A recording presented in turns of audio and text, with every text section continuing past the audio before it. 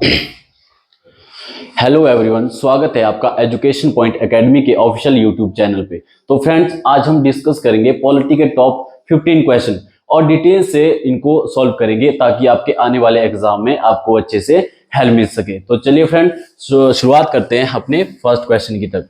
तो निम्न में से किसे भारत के संविधान के तहत राज्य की सीमाओं को बदलने का अधिकार है? तो ऑप्शन है parliament, Lok Sabha, president and supreme court. तो फ्रेंड, हमारा राइट जो आंसर रहेगा वो रहेगा पार्लियामेंट। तो पार्लियामेंट के पास पावर है, वो जो है भारत के संविधान के तहत राज्य की सीमाओं को इजीली जो है बदल सकता है। बट हमें अगर पूछा जाता है कि अथॉरिटी किसकी लेनी पड़ेगी, तो फ्रेंड तो ध्यान रखना, अथॉरिटी हमें जो है प्रेसिडेंट की लेनी पड़ती है। तो इस तरह से इसका जो राइट आंसर रहेगा वो रहेगा आपका ऑप्शन ए। तो नेक्स्ट है, भारत के संसदीय स्वरूप का विचार कहां से लिया गया है? तो ऑप्शन है US, United kingdom, Israel and USSR. तो फ्रेंड, इसका जो राइट आंसर रहेगा वो रहेगा आपका बी, यूके यानी यूनाइटेड किंगडम। तो यूनाइटेड किंगडम से हमने जो है हमारा जो संसदीय आपका जो parliamentary form of the government लिया गया। और फ्रेंड, आपको ध्यान रखना है कि यूके से हमने जो है सिंगल सिटीजनशिप का जो कॉन्सेप्ट है वो भी बोरोड किया है। तो बढ़ते हैं अपने नेक्स्ट क्वेश्चन की तरफ। तो नेक्स्ट क्वेश्चन है, राष्ट्रपति लोकसभा को कब भंग कर सकता है? तो आपके ऑप्शन है recommendation of chief justice of India, Lok Sabha recommendation, recommendation of union cabinet and Rajya Sabha recommendation. तो फ्रेंड, ध्यान रखना है कि जब राष्ट्रपति लोकसभा को भंग करेगा तो इसका जो राइट आंसर रहेगा वो रहेगा आपका ऑप्शन सी, यानी रिकमेंडेशन ऑफ यूनियन कैबिनेट, यानी कैबिनेट के रिकमेंडेशन से ही राष्ट्रपति लोकसभा को भंग कर सकता है। तो इसका जो राइट आंसर रहेगा, राइट आंसर ऑप्शन सी। तो नेक्स्ट क्वेश्चन है, राज्यसभा का सभापति कौन होता है, यानी who is the chairman of the Rajya Sabha? तो ऑप्शन है the president, vice president, the prime minister, the speaker of Lok Sabha.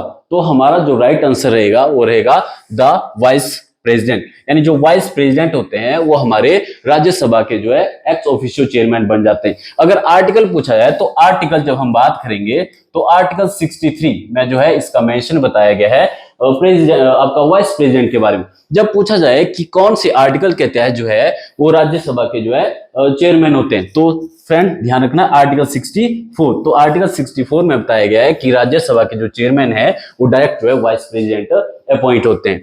तो नेक्स्ट क्वेश्चन है, यदि कोई धन विधेयक लोकसभा में स्वीकृत हो जाता है तो राज्यसभा उसे अधिकतम कितने टाइम तक रोक कर रख सकता है? तो ऑप्शन है 6 मंथ, 1 मंथ, 4 मंथ या 14 डेज। तो फ्रेंड, इसका जो राइट आंसर रहेगा वो रहेगा ऑप्शन डी। तो डी जो है 14 दिन तक जो है राज्यसभा उसे जो है अधिकतम टाइम के लिए रोक कर रख सकता है। बट अगर पूछा जाए कि जो मनी बिल है, जो मनी बिल जो है हमारा ओनली एंड ओनली लोकसभा में रिप्रेजेंट किया जाएगा। मनी बिल एंड जो फाइनेंस बिल होते हैं वो दोनों के दोनों जो बिल होते हैं वो सिर्फ ओनली लोकसभा में ही रिप्रेजेंट किए जाते हैं। बट अगर क्वेश्चन पूछा जाए कि मनी बिल कौन से आर्टिकल में डिफाइन है, तो फ्रेंड ध्यान रखना है आर्टिकल 111 110 जो है हमारा मनी बिल से रिलेटेड है, और 117 यानी आर्टिकल 117 जो है वो हमारा फाइनेंस बिल से डील करता है। तो फ्रेंड, इसका जो राइट आंसर रहेगा वो रहेगा 14 डेज। तो बढ़ते हैं नेक्स्ट क्वेश्चन की तरफ। तो नेक्स्ट क्वेश्चन कहता है कि निम्न में से कौन लोकसभा और राज्यसभा की ज्वाइंट सिटिंग की अध्यक्षता करता है, यानी जो संयुक्त अधिवेशन होता है उसकी अध्यक्षता किसके द्वारा की जाती है? तो ऑप्शन है स्पीकर, प्राइम मिनिस्टर, प्रेसिडेंट या नन ऑफ दिस। तो फ्रेंड, इसका जो राइट आंसर रहेगा वो रहेगा स्पीकर, यानी लोकसभा के जो स्पीकर है, जो लोकसभा के स्पीकर होते हैं वो जॉइंट सिटिंग की क्या करते हैं, अध्यक्षता करते हैं। अगर पूछा जाए कि जॉइंट सेशन को बुलाता कौन है, तो बुलाएगा इसको प्रेसिडेंट। तो फ्रेंड, ये आपका जो राइट आंसर रहेगा वो रहेगा स्पीकर, यानी स्पीकर के पास पावर है, वो जॉइंट सेशन की अध्यक्षता करता है। और ध्यान रखेंगे कि जो आर्टिकल जब हम बात करेंगे आर्टिकल 108 में जो है जॉइंट सेशन के बारे में डिफाइन किया गया है। तो फ्रेंड, बढ़ते हैं अब नेक्स्ट क्वेश्चन की तरफ। तो इसका राइट आंसर ध्यान रखना है आपका स्पीकर इसकी करेगा। नेक्स्ट क्वेश्चन है, यदि किसी राज्य की विधानसभा का अध्यक्ष त्याग पत्र देना चाहता है तो वो अपना त्याग पत्र किसे देगा? तो ऑप्शन है chief minister, governor, deputy speaker, and president of India. तो फ्रेंड इसका जो राइट आंसर रहेगा वो रहेगा डिप्टी स्पीकर। यानी डिप्टी स्पीकर जो विधानसभा के जो चेयरमैन आपके जो स्पीकर होते हैं वो अपना रिजाइन जो रेजिग्नेशन लेटर जो है डिप्टी स्पीकर को सौंपेंगे। तो चलिए इसका जो राइट आंसर है वो है आपका डिप्टी स्पीकर। बढ़ते हैं नेक्स्ट क्वेश्चन की तरफ। तो नेक्स्ट क्वेश्चन कहता है कि भारतीय संविधान के दिए गए अनुच्छेदों में से कौन सा राष्ट्रपति को किसी भी व्यक्ति को क्षमा करने का अधिकार देता है। यानी कहता है कि कौन से आर्टिकल के तहत जो है राष्ट्रपति किसी भी पर्सन को जो है क्षमा कर सकता है, यानी पार्डनिंग पावर की बात करता है। तो ऑप्शन है article 41, article 72, article 27 and article 92। तो फ्रेंड इसका जो राइट आंसर रहेगा वो रहेगा आर्टिकल 72 यानी ऑप्शन बी। तो 72 के तहत जो है प्रेसिडेंट जो है अपनी पार्डनिंग पावर का यूज करते हैं, जिसमें राष्ट्रपति किसी भी व्यक्ति को क्षमा कर सकते हैं। यानी एनीवन जिसको अब फांसी हुई है या उम्र कैद की सजा हुई है तो प्रेसिडेंट के पास पावर है वो उस सजा को कम कर सकते हैं या माफ कर सकता है। तो इसका जो राइट आंसर रहेगा आर्टिकल 72। चलिए बढ़ते हैं नेक्स्ट क्वेश्चन की तरफ। तो नेक्स्ट क्वेश्चन कहता है कि मूल रूप से संविधान में कितने मौलिक कर्तव्य है। यानी बात करता है कि जब हमारा कॉन्स्टिट्यूशन जो बना था उस टाइम की बात करता है, यानी आपका how many fundamental rights are original in the constitution. तो राइट आंसर है तो ऑप्शन ए है 5, 6, 7 या 8। तो फ्रेंड इसका जो राइट आंसर रहेगा वो रहेगा आपका ऑप्शन सी यानी 7। जब फर्स्ट टाइम जब हमारा कॉन्स्टिट्यूशन बना था तो उस टाइम जो इसमें पहले जो आपके 7 फंडामेंटल राइट थे, बट अगर प्रेजेंट में पूछा जाए तो प्रेजेंट में जो है इसमें आजकल 6 फंडामेंटल राइट है। तो फ्रेंड इस तरह से हम देखेंगे कि जब आजकल की जब बात करें तो आजकल जो राइट टू इक्वलिटी यानी आपका समानता का अधिकार जो कि 14 से 18 आता है, right to freedom 19 to 20 and third right against exploitation 23 से 24 और right to freedom of religion जो कि 25 से 28 के बीच में डील करता है, और कल्चरल एंड एजुकेशन राइट जो कि 29 से 30 में, और जो हमारा लास्ट यानी राइट टू कॉन्स्टिट्यूशनल रेमेडीज यानी संवैधानिक उपचारों का जो अधिकार है वो आर्टिकल 32 के तहत डील करता है। बट फ्रेंड ध्यान रखना है कि जो राइट टू कॉन्स्टिट्यूशनल रेमेडीज है इसी आर्टिकल को जो है B.R. अम्बेडकर जी ने जो है संविधान की आत्मा भी कहा है। B.R. अम्बेडकर का तो पता ही होगा, उनको जो है फादर ऑफ कॉन्स्टिट्यूशन कहते हैं। तो इसका जो राइट आंसर रहेगा वो रहेगा आपका ऑप्शन सी। तो बढ़ते हैं नेक्स्ट क्वेश्चन की तरफ। तो नेक्स्ट कहता है कि भारत के राष्ट्रपति अपना इस्तीफा किसे संबोधित करता है। यानी जो who does the president to Indian address is a resignation letter. यानी जो राष्ट्रपति अपना इस्तीफा किसे सौंपेंगे तो ऑप्शन है speaker of the Lok Sabha, vice president of India, chief justice of India and prime minister of India. तो फ्रेंड इसका जो राइट आंसर रहेगा वो रहेगा ऑप्शन बी। यानी जो प्रेसिडेंट होते हैं वो अपना रिजाइन जो है वाइस प्रेसिडेंट को सौंपते हैं। तो इसका जो राइट आंसर रहेगा वो रहेगा ऑप्शन बी। तो बढ़ते हैं नेक्स्ट की तरफ। तो नेक्स्ट क्वेश्चन कहता है भारतीय संविधान की 10वीं अनुसूची किससे संबोधित करती है, यानी जो 10th शेड्यूल वो किससे डील करती है।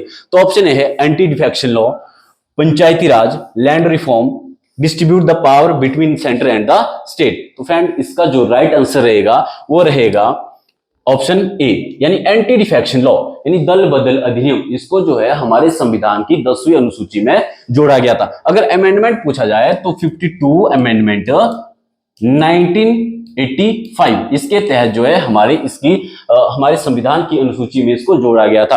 अगर पूछा जाए पंचायती राज तो पंचायती राज को जो हमारी शेड्यूल के 11 में जोड़ा गया था। अगर म्युनिसिपैलिटी से पूछा तो म्युनिसिपैलिटी जो है शेड्यूल 12 में इसको जोड़ा गया था। तो ये था फ्रेंड इसका एंटी डिफेक्शन लॉ यानी दल बदल अधिनियम को जो हमारी 10वीं अनुसूची में जोड़ा गया है। तो बढ़ते हैं नेक्स्ट की तरफ। तो नेक्स्ट क्वेश्चन कहता है कि निम्न में से कौन कैबिनेट मिशन का सदस्य नहीं था। तो ऑप्शन है William Wood, Patrick Lawrence, Stafford Cripps, A B. Alexander.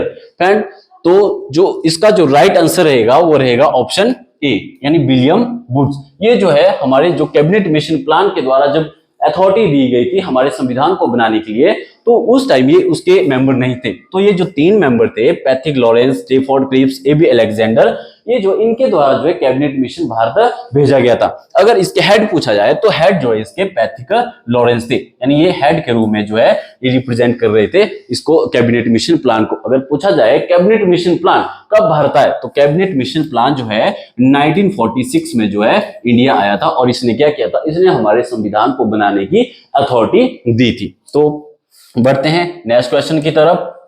तो नेक्स्ट क्वेश्चन जो है, भारतीय संविधान के निर्माण के लिए भारतीय संविधान सभा के कितने सत्र आयोजित किए गए थे?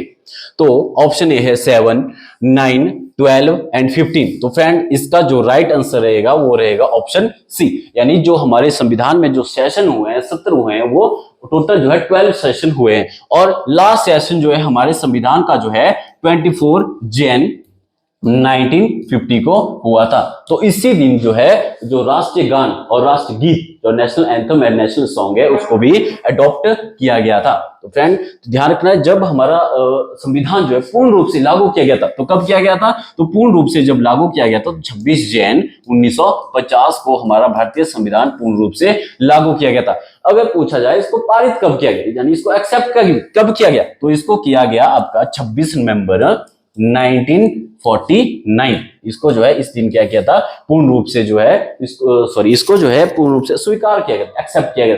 और पूछा कितने अनुच्छेदों के साथ इसको जो एक्सेप्ट किया गया था, तो 16 अनुच्छेदों के साथ इसको जो है पास किया गया था। तो चलिए बढ़ते हैं नेक्स्ट क्वेश्चन की तरफ।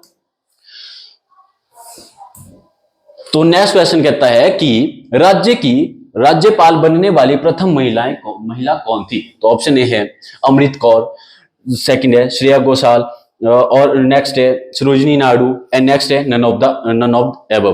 तो फ्रेंड इसका जो राइट आंसर रहेगा वो रहेगा ऑप्शन सी, यानी सरोजिनी नायडू। यानी सरोजिनी नायडू जो है अब गवर्नर बनने वाली पहली महिला थी, जो कि आपकी यूपी स्टेट से जो है बनने वाली पहली गवर्नर थी। तो फ्रेंड ये थे टॉप 15 क्वेश्चन। आई होप आपने अच्छे से इनको सॉल्व किया होगा। और फ्रेंड आपने कमेंट करके जरूर बताना है कि आपके 15 में से जो है कितने क्वेश्चन सही हुए हैं। तो फ्रेंड अगर आप किसी भी एग्जाम की प्रेपरेशन कर रहे हैं, चाहे पुलिस, पटवारी, एचएस, एलाइट, एनीवन, किसी भी एग्जाम की तैयारी कर रहे हैं, तो आप हमें इस नंबर पे कॉल कर सकते हैं, और आप कभी भी जो एकेडमी आ सकते हैं, और मोर डिटेल जानने के लिए आप इस नंबर पे कॉल कर सकते हैं। तो फ्रेंड जितना हो सके वीडियो को शेयर करिए, लाइक करिए और कमेंट करिए, और चैनल को सब्सक्राइब करिए, और मिलते हैं अब किसी नेक्स्ट सेशन में।